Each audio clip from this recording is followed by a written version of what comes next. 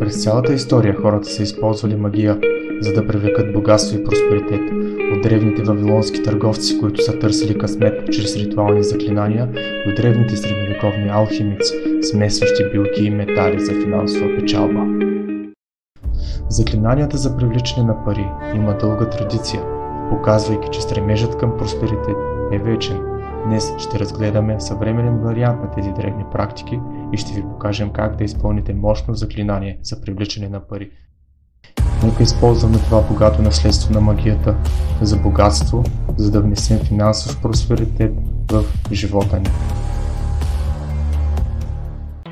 Намерете тихо, удобно място, подобно на това как храмовете и частните покои са използвани за ритуали в древността.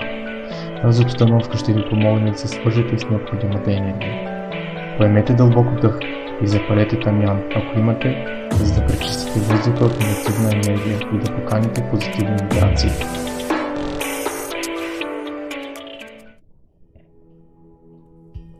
С готови материали и подготвено пространство следвайте тези стъпки. Изписване на намерението. Върху листчето хартия напишете утвърждение, като например: парите идват към мен бързо и лесно. Това изписване носи сила, подобно на древните светици или таблички с пожелания за просперитет. Запалете зелената или златната свещ. Представете си този пламък като маяк, който привлича енергията на изобилието. Древните са вярвали, че огънят е символ на трансформация и днес ще го използваме, за да трансформираме вашите намерения в реалност. Дръжте монета или банкнота и я поставете върху написаното намерение. Започнете да повтаряте тихо. Чрез пламъка е моята воля. Изобилието идва, нуждите се изпълват. Повтаряйте тази мантра, докато визуализирате как парите текат към вас с лекота. Това е моментът, в който физическото и духовното се сливат. Поръсете канела или поселете около свеща.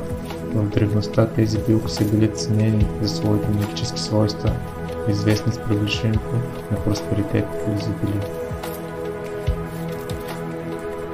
След като приключите с мантрата и усетите спокойствие, оставете също да гори безопасно за известно време.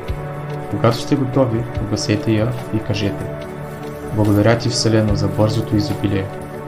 Благодарността винаги е била важен елемент в магията, тъй като признава и усилва енергията на заклинанието. За да се синхронизирате с естествените енергии, опитайте да изпълните това заклинание по време на нарастваща луна или в четвъртък, ден свързан с растеж и богатство. Бъдете внимателни и отворени да приемете просперитета, който сте призовали. Това е едно просто, но мощно заклинание за привличане на пари, пропито с традициите на древната магия за богатство. Ако пробвате това заклинание, споделете резултатите си в коментарите по-долу. Не забравяйте да харесате това видео, да се абонирате за канала и да натиснете камбанката за известия. Желая ви финансов просперитет и бързо изобилие.